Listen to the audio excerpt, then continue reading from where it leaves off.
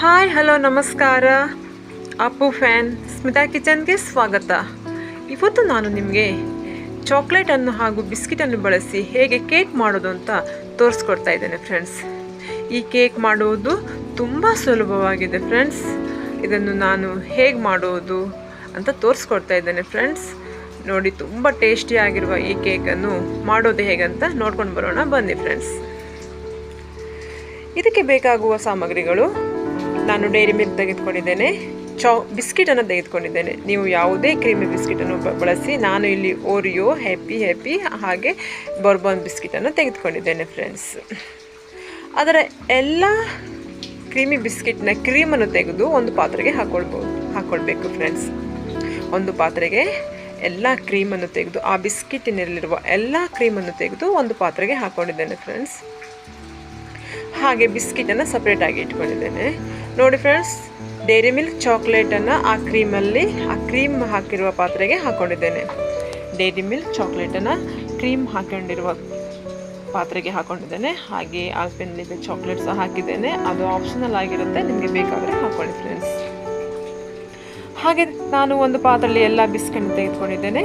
ಒಂದು ಪಾತ್ರೆಯಲ್ಲಿ ಎಲ್ಲ ಚಾಕ್ಲೇಟ್ ಹಾಗೆ ಕ್ರೀಮನ್ನು ಹಾಕೊಂಡಿಟ್ಕೊಂಡಿದ್ದೇನೆ ಫ್ರೆಂಡ್ಸ್. ನೋಡಿ ಫ್ರೆಂಡ್ಸ್, ಈ ಎಲ್ಲ ಬಿಸ್ಕಿಟನ್ನು ನಾನು ಒಂದು ಮಿಕ್ಸಿ ಪಾತ್ರೆಗೆ ಹಾಕ್ಕೊಂಡು ಅದನ್ನು ಪೂರ್ತಿಯಾಗಿ ಹುಡಿ ಮಾಡ್ಕೊಳ್ತಾ ಇದ್ದೇನೆ ಫ್ರೆಂಡ್ಸ್. ಮಿಕ್ಸಿ ಪಾತ್ರೆಗೆ ಹಾಕ್ಕೊಂಡು ಪೂರ್ತಿಯಾಗಿ ಹುಡಿ ಮಾಡ್ಕೊಳ್ತಾ ಇದ್ದೇನೆ ಫ್ರೆಂಡ್ಸ್. ನೋಡಿ, ಹುಡಿ ಆಗಿದೆ. ಈಗ ಎಲ್ಲ ಬಿಸ್ಕಿಟ್ಗಳು ಪುಡಿಯಾಗಿದೆ ಹಿಡಿ. ನೋಡಿ, ಈಗ ನಾನು ಈ ಕ್ರೀಮ್ ಮತ್ತು ಚಾಕ್ಲೇಟ್ ಹಾಕ್ಕೊಂಡಿರುವ ಪಾತ್ರೆಗೆ ಈ ಪೌಡರನ್ನು ಹಾಕ್ಕೊಳ್ತಿದ್ದೇನೆ ಫ್ರೆಂಡ್ಸ್. ನೋಡಿ, ಬಿಸ್ಕಿಟ್ ಪೌಡರನ್ನು ಈ ಪಾತ್ರೆಗೆ ಹಾಕ್ಕೊಂಡಿದ್ದೇನೆ.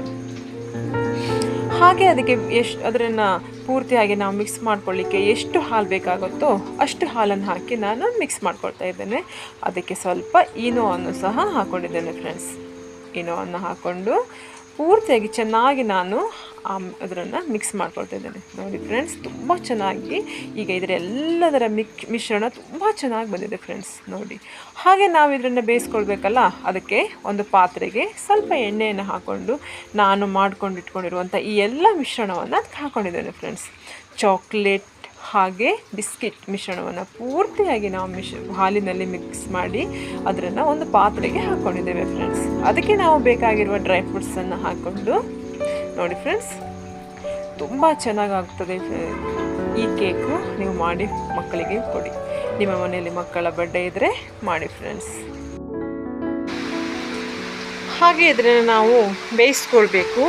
ಅದಕ್ಕೆ ನಾವು ಒಂದು ಪಾತ್ರೆಗೆ ಸ್ವಲ್ಪ ನೀರನ್ನು ಹಾಕಿ ನಾವು ರೆಡಿ ಮಾಡ್ಕೊಂಡಿರುವ ಒಂದು ಪಾತ್ರೆಯನ್ನು ಸಹ ಅದರ ಮೇಲೆ ಇಡ್ಬೋದು ಫ್ರೆಂಡ್ಸ್. ನೀವು ಈ ಥರ ಇಲ್ಲ ಅಂದರೆ ಹಾಗೆ ಅದು ಒಂದು ಪಾತ್ರೆ ಮೇಲೆ ನಾವು ಸ್ವಲ್ಪ ಉಪ್ಪನ್ನು ಹಾಕಿ ಅದರ ಮೇಲೆ ಹಾಗೆ ಸಹ ಇಟ್ಟು ಸಹ ಬೇಯಿಸ್ಬೋದು. ಪ್ರೀ ಹೀಟನ್ನು ಮಾಡಿ ಇದು ಈ ಥರ ಬೇಯಿಸ್ಕೊಂಡಿದ್ದೇನೆ ನಾನು. ನೋಡಿ ಫ್ರೆಂಡ್ಸ್, ಈ ಥರ ನಾವು ಬೇಯಿಸ್ಕೊಂಡ ನಂತರ ನೋಡಿ ಹಾಗೆ ನಾವು ಅದನ್ನು ಮುಚ್ಚಿಡಬೇಕು ಫ್ರೆಂಡ್ಸ್.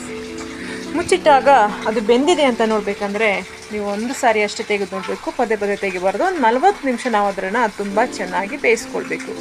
ಬೇಯಿಸ್ಕೊಂಡ ನಂತರ ನಾವು ಒಂದು ಸ್ವಲ್ಪ ಹೊತ್ತು ಫ್ರಿಜ್ಜಲ್ಲಿ ಇಟ್ಕೊಳ್ಬೇಕು. ನಾವು ಅದನ್ನು ಫ್ರಿಜ್ಜಲ್ಲಿ ಇಟ್ಟಾಗ ಇನ್ನೂ ಕೋಲ್ಡಾಗಿ ಇನ್ನೂ ತುಂಬ ಟೇಸ್ಟಿ ಇನ್ನೂ ಸಹ ಬರ್ತದೆ ಫ್ರೆಂಡ್ಸ್. ಅದು ನೋಡಿ, ನಾನೀಗ ಫ್ರಿಜ್ಜಲ್ಲಿ ಇಟ್ಕೊಂಡು ತೆಗೆದಿಟ್ಕೊಂಡಿರುವಂತಹ ಈ ಕೇಕ್ ಈಗ ಸ್ವಲ್ಪ ಗಟ್ಟಿ ಸಹ ಆಗ್ತದೆ ಫ್ರಿಜ್ಜಲ್ಲಿ ಇಟ್ಕೊಂಡ್ರೆ. ನೋಡಿ, ತುಂಬ ಟೇಸ್ಟಿ ಆಗಿರುವ ಈ ಕೇಕು ನೀವು ಸಹ ಟ್ರೈ ಮಾಡಿ. ಹಾಗೆ ನನಗೆ ಕಾಮೆಂಟ್ ಬಾಕ್ಸಲ್ಲಿ ತಿಳಿಸಿ. Thank you for the watching.